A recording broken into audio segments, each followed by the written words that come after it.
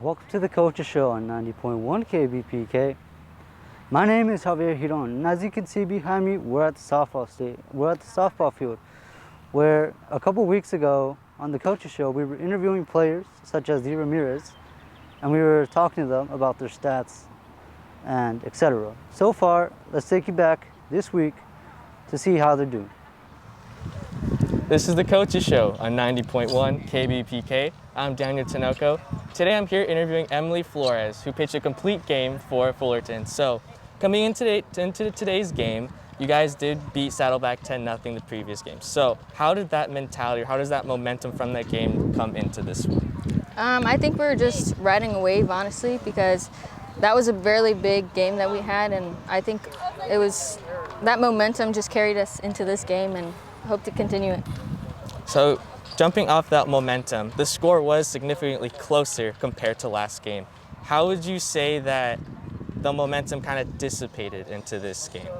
I think it's just we were on that high, and then we just didn't know how to turn on the switch. So I think coming into the next games, I think we got to refocus and turn that switch on.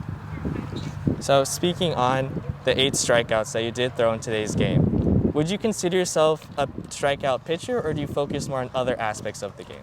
I was always told that I was a contact pitcher, but coming into this year as a freshman, I'm seeing that I've been more of a strikeout pitcher this year, so yeah. So in terms of prepping, as you did mention, coming off that high from the previous game, how did that affect your preparation for today's game? I just knew I had to come in, do my job. I always say all in, all day, so I try to keep that in the back of my mind, and whatever happens, happens. So I do want to mention, in that third inning, you did struggle a little bit. There were some walks here and there. How did you overcome that? I just knew that I couldn't let my team down. I have that mentality that I don't like letting people down, so I just knew how to do my job and try to get on the ground hits and do my job on. So I do also want to mention for the 5th inning for Fullerton's side, you guys did have that humongous inning that led to you scoring in the runs out, eventually win you the game. Mm-hmm. What would you say would have been that mentality after having 2 outs down in that inning and that leadoff single by Ramirez? I think that was a huge hit for us, because other than that, I don't think we would have gotten out of the inning, but Dee Ramirez did help us out there, so I think she's an all-around good hitter, so I expected her. So with this win here for today's game, what kind of game plan are you preparing for your next opponent, just based off these last 2 games? I think same mentality, going in, all day. Let's do our job, get it done, and hopefully we'll come out with the win. So just based off, just overall, what do you feel like you can improve on? Just as your own personal self, as far as pitching? Personally, I think I can work more on my spin, because there was a couple innings where they weren't moving or they were just going down the middle, so I think spin is a lot, and then mentally preparing too. So as far as pitching wise, just purely based off mechanics, what kind of physical preparation goes into each game? Today was one of those days where I brought out my spinner, and usually I don't bring it out, but that's helped me a lot throughout my career playing. So I think doing more spins, and I think that was what helped me today. So just bouncing off from your spinner pitch, would you say that's almost your go-to pitch if you just want to bring it out, or would you say it's more of a secondary pitch in your repertoire? Yeah, I think my curve is my main pitch, so I think I have a lot of trust in that pitch. So yeah. Okay.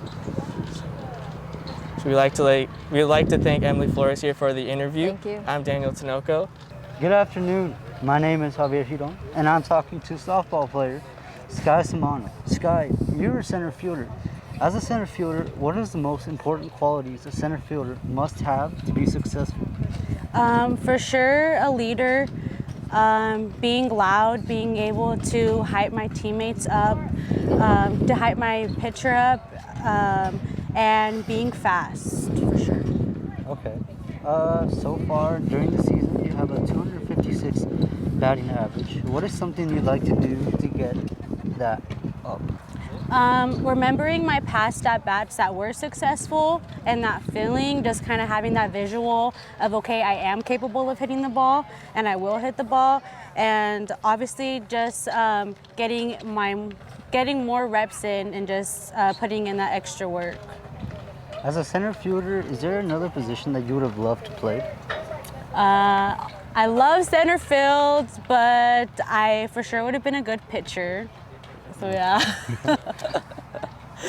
So far throughout the season, you've had 17 game appearances. You've had 6 runs, and you have 8 hits. So far, they've walked you 5 times. Was that your goal, trying to get walked or trying to get hits? My goal is to always just get on base, no matter how I get on base, whether it's getting a hit, walk, or getting hit by a pitch, is to always get on base. But my goal is to always get a hit. I would rather get a hit than to get a walk, but I would take anything. Okay. In softball, what are your goals so far as a center fielder? Ooh. My goals as a center fielder is to be a teammate that like my whole team looks up to, and to like every player on my team trusts me when I'm out there, basically. Yeah, is to be a player that my teammates trust and they want me out there as bad as I want them out there. Okay. And as a center fielder, you talked about using speed. And it comes critical on bases. When or at what time do you use that speed? Sorry, I don't understand the question. So let's say, when do you use the speed? Do you use it when you're stealing bases or just like controlling the center field? I use my speed a lot on defense when I'm in center field. I have a lot of range because I am fast. So yeah, I would say that I would use it a lot. I feel like I'm a lot more faster on the field than I am on the bases, if that makes sense. I'm faster to getting to the ball than when I'm hitting the ball and having to run the faces. I have to like unleash the trailer, and I unleash a little later than when I'm on defense. Okay.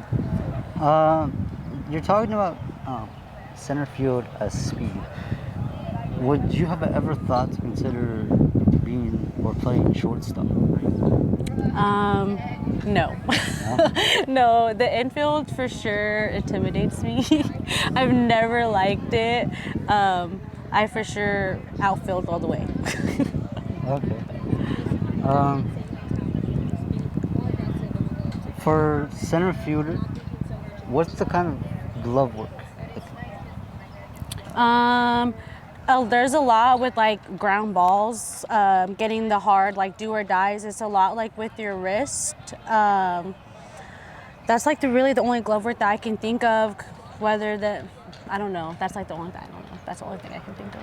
That's it, just ground balls? Yeah, ground balls. Like that's when I use like glove work the most when I'm in the air. Whatever side is kind of like just stick my glove out there, catch it.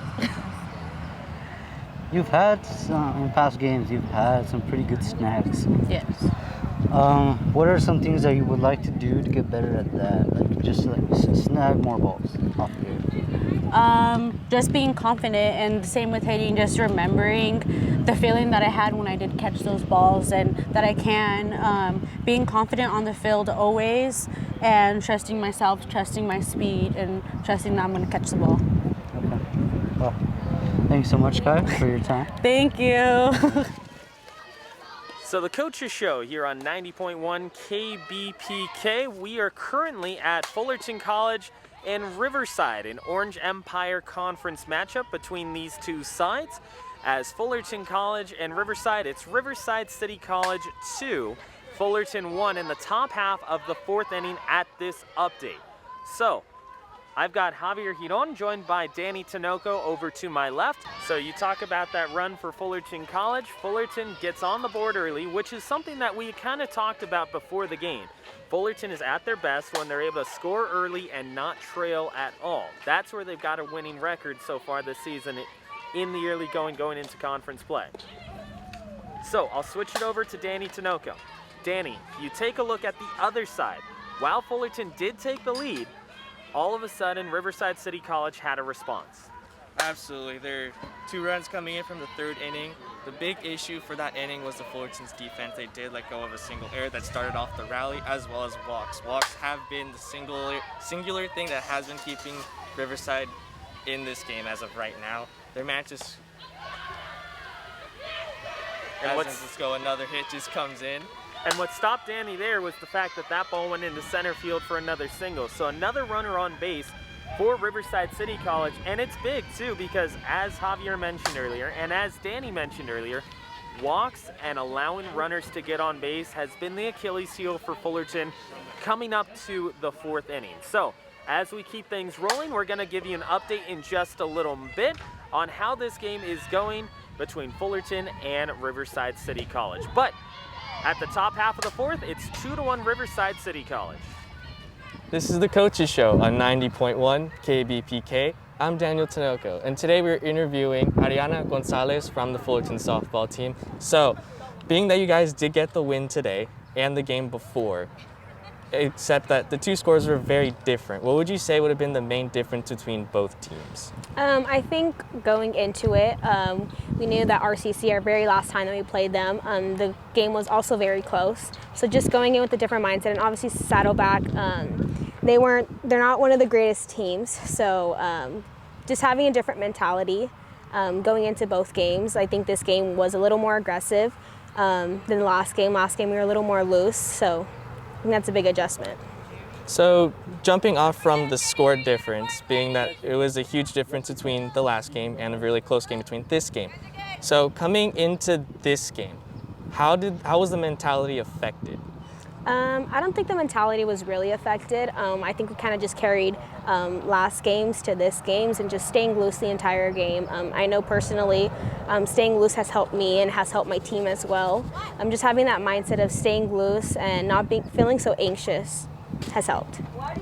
So jumping off from the mentality question, what kind of mental training, so to say, comes into the game itself for you personally? So for me personally, I know during practice we focus a lot on our mental part of the game more than our physical, just because not too many people know, but 90% of the sport that we play is all mentality. So if I say that I'm not going to hit the ball, I won't be able to hit it because my mentality's off. So just preparing it, staying loose the entire time, personally, has helped. So for you personally, how do you train your mental state coming into each game? Like, is there a certain routine that you follow? Yeah, so I like to tell myself a lot of positive things, more positive than negative, because the more negative things that I tell myself, I start getting out of the zone or not staying focused. So just positive things to tell myself is a really big thing that has helped me. Being that softball does require a lot of stamina, what is the physical aspects of the game? Like, how do you prepare for each game physically? Yeah, so a lot of stretching, making sure our body's prepared physically. I know during practices we run a lot, which is building up our endurance. Helps us and guide us throughout the game as well. So during the game, you did have a double. Walk me through that. What were your thoughts pitch by pitch and as soon as you're rounding first? Yeah, so when I went up to bat, knowing that there was 2 outs, I believe, just staying calm, staying relaxed, not feeling so anxious, and just staying through the ball. I was telling myself, don't hit anything up, try to hit everything on the floor. So that really helped me throughout my at-bat. Okay, so being you are the right fielder for the Hornets, what kind of mental training goes into playing right field? Yeah, so as for outfielders, we have a saying, no fly zone, which means every ball that's hit in the air, it's not dropping. So having that mentality that whatever ball I see coming up to the air, it's not dropping, whether I have to dive for it, whether I have to keep it in front of me. It's just a really big factor. Okay, then you did mention that you transitioned into the outfield from the catcher position. Walk me through like the main differences in terms of physicality and mentally for each position. Yeah, so the physical part of it, as you're a catcher, you're always moving. You see every pitch. Same goes with outfield. You don't get the ball, every single pitch, but you do observe your pitcher and you're always moving.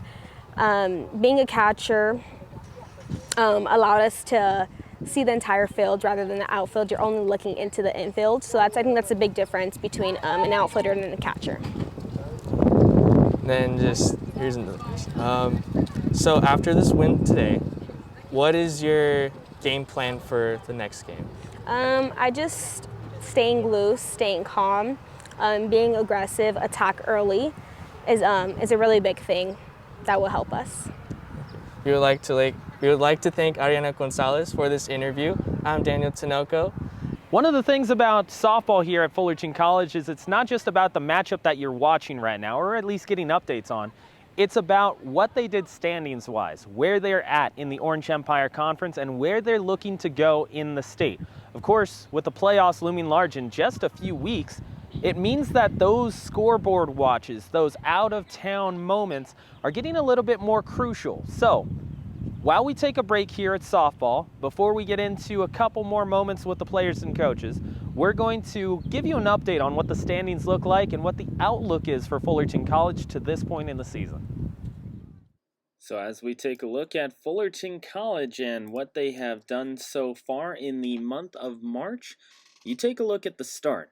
7-2 loss against Cypress, which was already covered by the coaches show earlier in the spring semester. It was talked about by Javier Giron earlier in this coaches show as well. 7-2 loss there, but they'd win the next 2 out of 3. A 3-2 win over Orange Coast, followed by a 10-1 loss to Long Beach. But in the second half of that doubleheader between Long Beach and LA Mission, in 8 innings, extras 6-5, they'd end up getting a victory. And again, 2 out of 3 after that 7-2 loss against Cypress is not bad.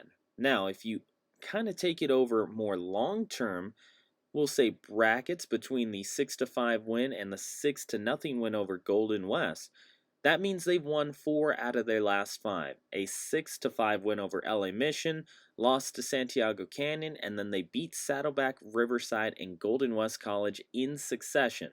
So, you go back to that win over RCC, a 3-2 win over RCC. We talked about it here on the Coaches Show, gave you an update earlier about halfway through the ball game. Now, after that update, Fullerton ends up going on to win 3-2 thanks to 2 runs in the bottom half of the 5th inning. They capitalize on an error committed by Riverside City College, and all of a sudden, Fullerton College not only takes the lead, but they are able to keep it throughout the rest of that ball game. When you take a look at the batting stats between Fullerton and RCC, Fullerton on the one side, D. Ramirez with a hit in 3 at-bats. She came across to score once. Ariana Gonzalez had a double and a walk as well. She went 1 for 2, but that double was absolutely crucial. Casey Dufresne with a nice showing as well, 1 for 2. Emily Flores, 7 innings pitched. You heard from her earlier. She's turning into that ace of the staff for Fullerton College. Now 5-2, complete game. 7 innings tossed, 8 strikeouts, only 1 earned run. So Flores really dealing against RCC. Now when you take a look at Fullerton overall, 11-9-1 record, 548 win percentage. In the conference, they're 6-3. Now, that's going to be a little bit more important in a couple of moments when we kind of compare how Fullerton's doing in conference against the other OEC opponents that they've not only faced, but also have yet to face as well. 4-4 at home, 4-4 away, 3-1-1 on neutral sites. So for Fullerton, winners of 4 of their last 5 before the weekend, they are looking to get themselves in a better, more prime position for maybe even an at-large bid, if possible, into the playoffs throughout the state of California. Orange Empire Conference play, not out of the realm of possibility that you'll see 3 to 4 teams going into the postseason. So, let's look at the team stats. Overall, for Fullerton College, 21 games that they've played in, 9 in conference, 242 at-bats, 11 doubles, 2 triples, 2 home runs, 41 runs batted in conference. Now, when you look at Fullerton, one of the biggest things for this Fullerton team is, yes, they're able to hit. Yes, they are able to drive in runs. But can they capitalize on errors on the other side? Now, by errors, I mean actual physical errors, fielding-wise, and also walks, because if they can turn those walks into runs like we saw them do last year, it really helps them out, and it was part of what made them the regular season conference champion last year. The patience at the plate and capitalizing when the other team makes mistakes or gives you extra outs. So 17 walks, looking to capitalize more on that as the season progresses towards the back half of conference play. Speaking of conference play, the 2022 Orange Empire Conference standings to this point, Santa Ana is 9-0, and they are having a terrific season to this point. 19-3 overall. They've won each of their last three, an .864 win percentage overall, and a 1,000 win percentage. 9-0, undefeated in conference play record in the OEC. Now, Cypress right behind them, that perennial power under Coach Pickler, 7-2 in conference play, with Santiago Canyon, who's looking to get themselves back towards championship form that they had a few years back. They're sitting at 7-3 to this point, 16-6 overall. Fullerton right behind them at 6-3 and number 4 in the OEC. Right behind them, Orange Coast, Saddleback, and Golden West College. So, why are these standings so important? When you look at Santa Ana, Cypress, and Santiago Canyon, if they continue their success, it's almost a given that they're going to be in the state playoff. Santa Ana, especially with how well that they have played, if they win the conference championship in the regular season, they have that opportunity to move on. Cypress is going to be there. We know that. That's a given. Santiago Canyon, one of those closer bubble teams, 10 games played so far, 7-3 record in conference, 16-6 overall. But they have been stumbling as of lately. Fullerton, you can say the same after the weekend. 6-3 overall record in conference, 11-9-1 outside of conference, and just combined schedule. So, if the OEC wants to send 4 teams to the state playoff, they're going to have to get things going more from Santiago Canyon, more from Fullerton College, to be able to get to that mark. Now, if you take a look at the team stats to this point, you take a look at the overall team batting averages. 381 for Cypress, who is always traditionally a great hitting team. They're really solid at the plate. They force you to work if you're inside the circle, as evidenced by the 100 walks that they have drawn, compared to the next closest team, which is Santa Ana at 99, but it goes all the way down to 82 for Fullerton. Nearly an 18 walk difference between the top 2 teams in forcing walks and the next 3. So, they force walks. They run really well. 56 stolen bases, only caught 5 times, and that 381 batting average is fantastic. Fullerton right behind them at 312. They also are having a really nice running year. 56 stolen bases compared to just 9 times caught. 385 on base percentage. Santa Ana, 291. However, they are starting to get things going in terms of making sure that they move the ball around, making sure that they get on base. 99 walks, 392 on base percentage, and they are slugging 370. So, the Orange Empire Conference, very similar in the top half of the order. Now, if you want to talk about in the circle, what are things like when you face an Orange Empire Conference opponent? You start things off with number 1 in the conference in team ERA. I know it says Riverside City College, but that's because officially the stats weren't entered all the way and complete for Riverside. So Santa Ana with a 1.86 staff ERA, which is just absolutely sensational. Cypress right behind them at 2.21, and then Fullerton at a 2.45. You always hear Mark Pavlovich and myself talk about good ERAs in conference and good ERAs overall from a staff. Anything under 2 and you're really good. Anything under a 2.5 and you're doing pretty well. So 3 teams in the top 4, Santa Ana, Cypress, Fullerton at 1.86, 2.21, 2.25. Santiago Canyon sitting just behind that at 4.30 in team staff ERA. But that's not the only facet of the game in the Orange Empire Conference or in softball overall. You've got to have fielding. If you can't field the ball, you're just giving away free outs and free runs. Cypress, the best team in the conference by far with a 980 fielding percentage, only 14 errors committed so far, and a total of 691 chances. Right behind them, Fullerton has been fielding pretty well at a 954, but they look to raise that. 35 errors. If you want to get your record a little bit better to get yourself into postseason contention, that has to be up towards the back half of the schedule. So the fielding percentage at 980, 954, 940, and 939, those are the top 4 teams in the Orange Empire Conference in terms of fielding. And that's crucial. Again, you can't give free outs. You can't give free runs coming to the back half of OEC play.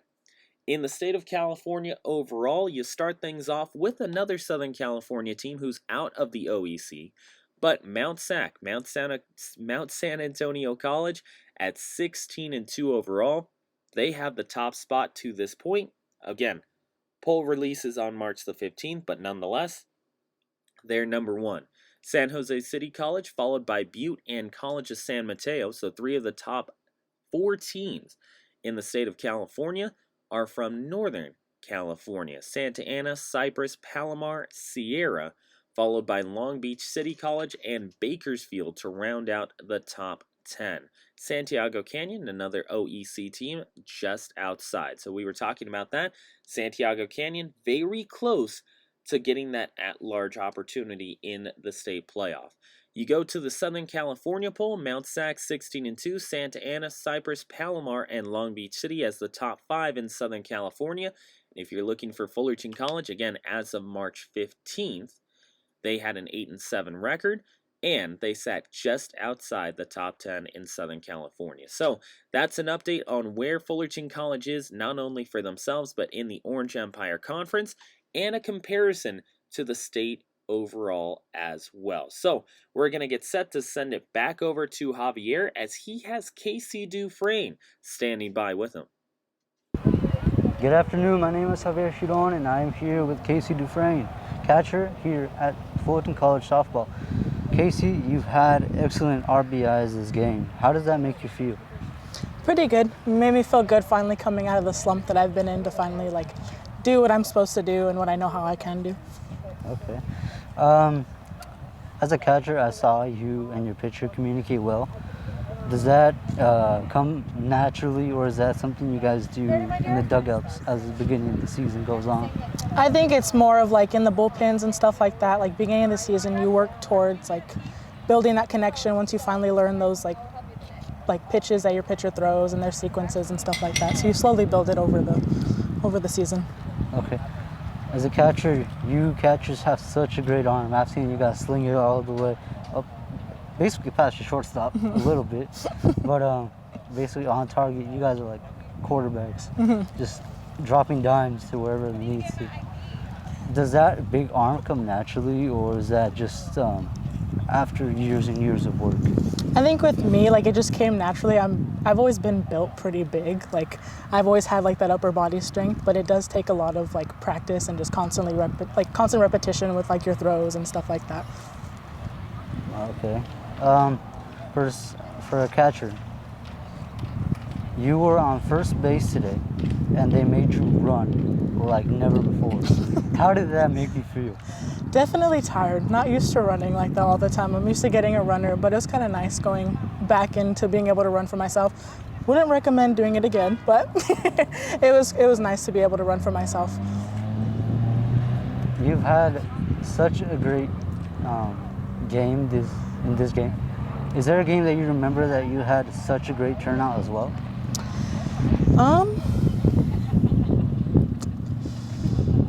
Not that I can remember, no. Yeah, I don't. Okay, roughly, I believe your batting averages are around 356%. How does that feel, or what are you gonna do to better that? It makes me feel pretty good, knowing that that's a consistent batting average and that it's one that people look up to as well. So just to maintain it, I'm just gonna keep working in practice and just keeping my head clear and knowing that I know how to hit and just just keep it going up. All right. Well, thank you so much. Thank you so much for your time. Thank you. I'm Javier Giron, and I'm here with Casey Dufresne. We would like to thank the Fullerton College Softball athletes for their game today. A very close game at 3-2 against Riverside City College. We would also like to thank them for allowing us to interview them post-game, as well as the coaches. For Javier Giron, for Ryan Osborne, and for myself, Daniel Tinoco, this has been the Coaches Show on 90.1 KBPK.